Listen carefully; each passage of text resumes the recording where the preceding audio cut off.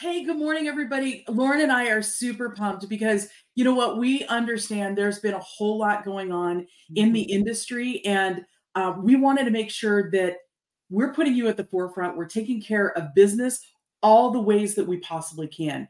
And Yes. so we're here to announce today that eXp continues to roll out forms to help you take care of our sellers at the highest level. Yes. What we really found, right? Like jumping into this, we want to tell you a little bit about those forms. Yeah, yeah. So, one way, so for one, I think we all know that eXp is very good. We've done a great job in staying ahead of the curve when it comes to all these changes coming August 17th. In addition to education, it's the forms, and we're rolling out another set of three because we have some new other ones that we have available in SkySlope. First up is the exclusive authorization and right to sell or the listing agreement. It is a beautiful, clear, and concise 4-page universal document that can be utilized. It's consumer friendly, but most importantly, it puts you in compliance with the changes that are coming August 17th. And we want to make sure that that's there. Next, the disclosure. Yeah, the disclosure and acknowledgement. One of the common questions Lauren and I and all of our broker teams have gotten is, hey, what do I do if a buyer comes, they're not represented, and I've got the seller, I've got the listing, and my seller doesn't want me to represent a buyer. I don't want to represent the buyer. Well, we have designed a form to disclose, hey, we're not going to represent you. We're not going to do anything but basically treat you honestly, Yep. disclose, and accounting. So as a result, we've drafted this form. It's kind of like if you had a buyer and you needed to go and sell it for sale by owner, not representing that seller. Now we just flipped it. You can use this form universally, either as representing the seller solely or buyer solely. Yep. And when it comes to the amendment to the real estate listing agreement, pretty self-explanatory. It's an amendment to your current active listing agreements. So if you have active agreements in place right now that that we know are not going to be compliant after August 17th, you want to have that discussion with your sellers now, prep ahead. But that's what the purpose of the amendment, because the amendment removes the the buyer to broker compensation, broker to broker compensation, decoupling the commissions, and it adds in that required language from the lawsuit. So definitely handy and available in SkySlope now. Yeah, and if you're already under contract, this form is not needed. But if Mhm. you have an active listing that's not quite under contract, please go ahead and update. Now, we wanted to take a moment and do just a quick, like, what's going on. And if you're going out to take a listing today, we want to make sure you've got these 4 things in mind. We want you to lock in, and if you're going to grab a screen, this is one to take a picture of. Mhm. Decouple that commission. You're going to go in and talk to the seller about what you're charging for your services as a listing agent. You're not worried about what a buyer is going to pay. You're worried about you. I want you to talk to the seller about unrepresented buyers. And that's why we have that disclosure as far as non-representation. Talk to them about what that looks like. I want you to talk to them also about concessions. Are they willing to offer any? Are they willing to, we've always talked about it, home warranty, maybe repairs, All maybe closing negotiable. costs, Yep. right? It's all negotiable. What does that look like? And then finally, do they want to display the concessions on the multiple listing service? This is becoming a huge change in many of the MLSs nationwide. It's a yes, no in some instances. Now I'll Mhm. say this. If there is a dollar amount in the field of your MLS, you've got to have the seller's permission to put any amount in there. If you don't have permission, leave it blank. The Yes. seller we don't want to tie to a specific number. Right. This is really about keeping the client in control of their negotiating strategy Yep. and making decisions based on the merits of each offer as they come in. It becomes so important because at the end of the day, how do we do this better? And Right. I know, Lauren, you and I have been asked, well, okay, why are you doing your own exclusive authorization? Well, Well, right. I'm like, it's pretty clear, just like why we've created all the other forms. As we're getting closer to that date, and we're seeing the different state associations, local associations roll out their forms or decide to not have any changes.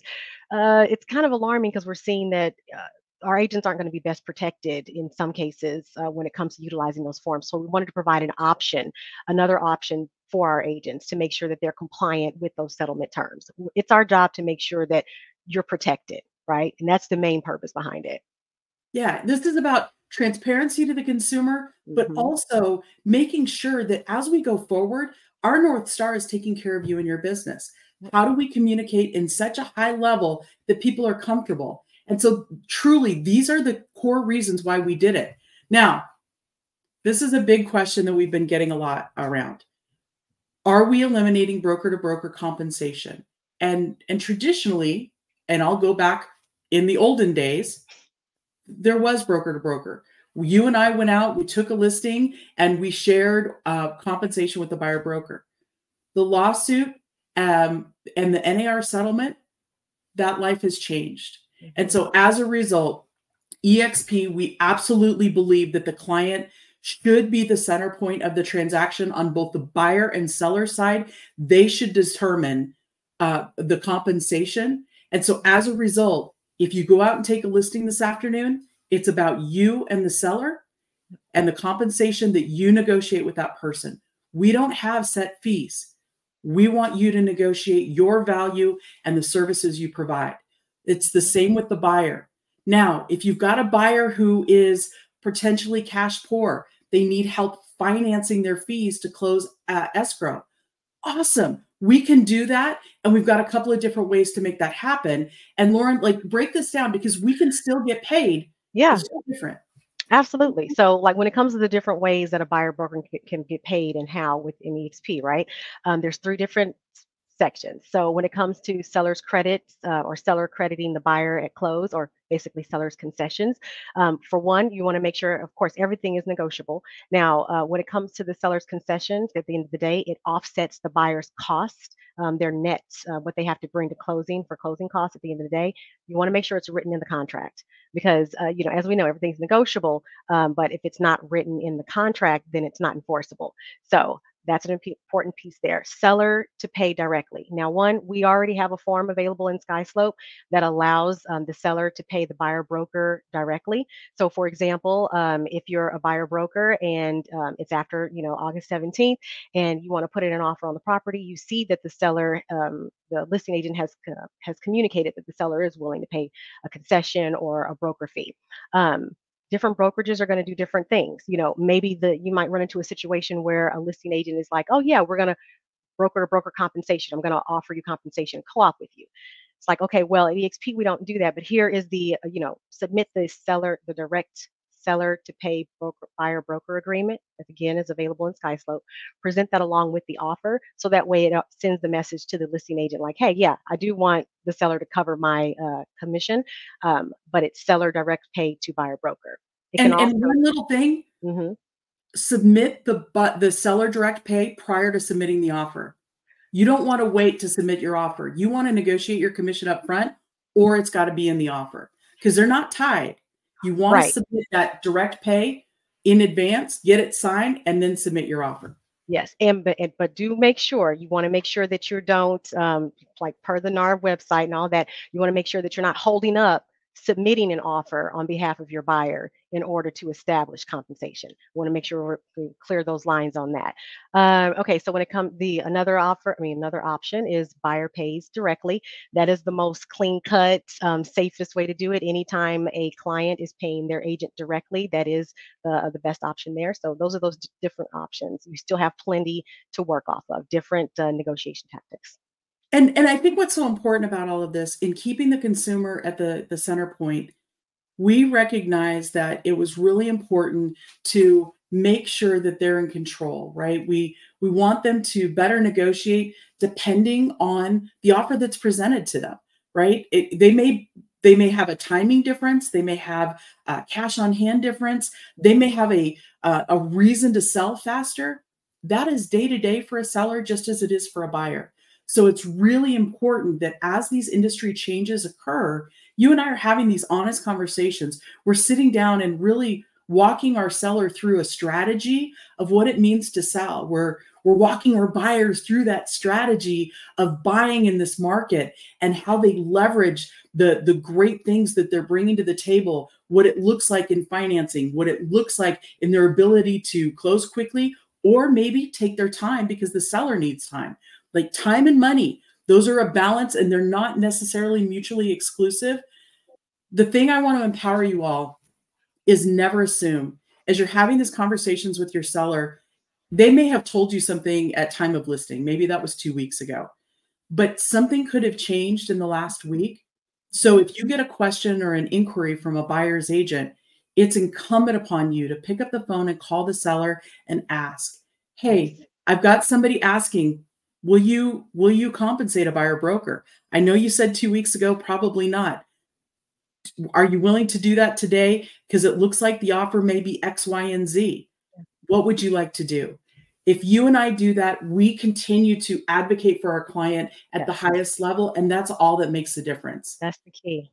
Yeah, and Hmm. when we look at the forums, Lauren, like when eXp decided to go down this path, we saw some forums coming out from associations Yes. that were confusing.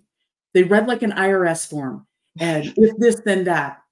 Uh-huh. We found it was really important to us to make sure that you were taken care of so you could sit in front of any client and say, hey, if it's confusing, you shouldn't sign it.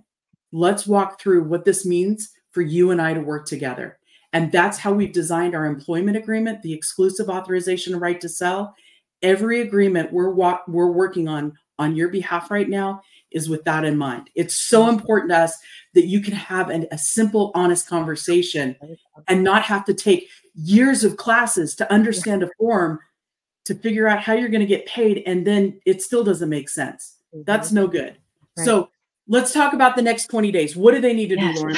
Yes. So for one, as mentioned earlier, you want to update those active listing agreements that you already have in place, because you want to make sure that after August 17th that they are compliant with the settlement terms of the NAR, antitrust lawsuit. So that's why we have our amendment to the listing agreement available in SkySlope now. So you'll want to, especially if you have active listings, you'll want to download it, get yourselves familiarized with it. Have those appointments, have a call or schedule an appointment with your sellers to have that discussion. There's no need to wait. You don't want to wait until August 17th to take action. You want to be proactive with it.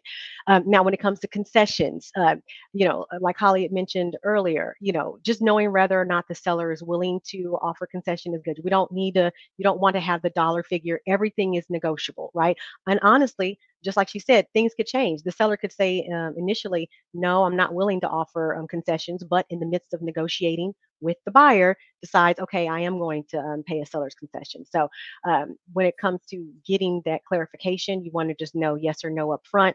But again, everything's negotiable, because at the end of the day, when it comes to the decision point, it has to be clear that when it comes to negotiations, at the end of the day, it's between the buyer and the seller. We have them as a center point of that discussion. The seller may be open to offering compensation to the buyer broker, or may offer it as a concession in the purchase agreement. The buyer needs to ask for it. At the end of the day, they negotiate that process and agree to those terms. It's very clear. We're not steering anything or controlling the conversation. We help, we advise, but it's their decision. Absolutely. And I love this question that came across. If a seller wants to pay, right? They're happy to pay a buyer broker. Can I advertise it? The short answer, and what we're understanding from the National Association of Realtors, is yes. It may not be on the multiple listing service. And this is what I will say, y'all. It's really important that you talk to your seller about, hey, you can offer to pay. Do you want to be committed to a dollar amount? Right, Could that be subject to change? right, And I really think it's important right now to remove what we've always done and look at what's possible in stronger negotiation strategies for our seller. Seller can still pay. That's awesome. If they choose to pay, let's say, hey, I'll absolutely pay, and I'm going to pick an amount. Let's say they're willing to pay 2%. Somebody comes in and that buyer broker agreement is maybe for more. Cool. The buyer can direct their agent to ask for what the seller's offering, or any amount. The buyer can say, hey, ask for the full amount I agreed to pay for, and the seller gets to negotiate that. But sometimes if we commit to an amount up front, like, look, we've all seen people putting signs up. We've seen emails going out. oh yes, I yes, want you to be cautious, because at the end of the day, is that the best for our seller? right. Was the seller invited to the table to make that decision? And if we've got it in writing, okay. But we want you to be thoughtful and careful, because while we recognize that the changes occurring on August 17th are about the litigation we've been talking about for the last 3 years, we recognize also that this turning point in our industry is not the end of litigation. It's not the end of buyer and seller concerns. It's the beginning. And so as a result, the steps eXp is choosing to take are to protect you and our clients by having open and transparent conversations. And we need your help in that. And so if we invite them to the table to have those conversations and not be committed to a single number, oh my gosh, it makes it so much easier. It makes it a good way to go. Now, one more thing before I show you where to get these forms. You do not have to, as a buyer's agent, submit your buyer broker agreement to a listing agent. In fact, you shouldn't. Just as a buyer's agent, we're not asking for a copy of the listing agreement. Y'all, as you go out and you're into this kind of new normal that we're establishing together over the next 6 months, it's okay. We're going to learn a lot together, but call your broker. Reach out, ask questions on what's going on, because we've got your back. I want you to know it's going to be okay. If the buyer's agent, and going back to this question, if the buyer's agent asks, hey, seller, would you pay? Great. And the seller says no, who pays? Buyer does. Yeah. So all of those things as we keep going. Go ahead, Loran. Yeah, and I have to add in too, because that question, it also reminds me of another question that we tend to get a lot, where it's like, well, what if I sign an agreement with the buyer, with the buyer broker agreement, agreeing to a certain commission, but then the seller is offering compensation that's higher than that because the seller has put that information out there, which is funny because that is the seller's what you're showing your hand by saying, hey, I'm willing to offer this, because everything is negotiable at the end of the day. But when it comes to the settlement, the terms of the settlement, it's very clear that whatever you agree to in the buyer broker agreement, you're not supposed to be paid anything addition to what is agreed to in the buyer broker agreement. And the premise behind that was to dispel or stomp out any notion that there's buyers agents out there that steer clients to listings that offer a higher compensation. Technically, because of the settlement of the agreement, after August 17th, it doesn't matter if a seller offers a higher compensation because you've already agreed to a certain compensation with the buyer broker in advance. So that's just wanted to touch on that. We all know contract law. We know things can be amended, up and down. But when it comes to the heart of the settlement and what best protects you and eXp and the industry as a whole, just do what's right by your clients at the end of the day, and let's agree to do business and conduct business in a way that keeps us from violating the terms of the agreement. 100%. So guys, these forms are going to be live for you in SkySlope. When you log into SkySlope, and we're finalizing that right now. We've got extra state addenda that are coming. We've got extra agency, because we recognize some of your states do not have standalone agency forms. So we've got you covered. So those are forthcoming. If you go into SkySlope forms and then you download your eXp state broker library, you will see the templates there, and we are going to be refreshing all of your templates here in the next 3 weeks, so you are the best prepared as you go out and you take care of clients. Thank you so much for having us, Frank. We love getting to spend time with you, everybody here on the Big Agent Meeting. Guys, if you need more training, if you have questions, jump into your broker room. Yes. We're never far. Super excited to be here and support you all. We're in conversations every day on the growth side with agents, with teams, with broker owners. I can't tell you how many are not prepared for this, how many people are not educated on this. So as you said, it's so fluid, and I can't give you enough kudos for how prepared you're getting our company, the impact that you guys are having. It's real, and we are ready. And I owe a lot of this to you two guys for everything that you're doing. So thank you so much. I mean, absolutely. And I believe we dropped the FAQ for everybody and all the forms, the link to the forms so you can see them. This is the other thing I will say. Y'all, as you are talking to people in other companies who are nervous, you can share our forms with them. They are not copywritten on purpose. So please share, share, share. We want to be that light in the industry to take care of others. So help us help you. Okay. Superstars, two absolute superstars. Thank you guys so much. Thank you. Thank you, Brian.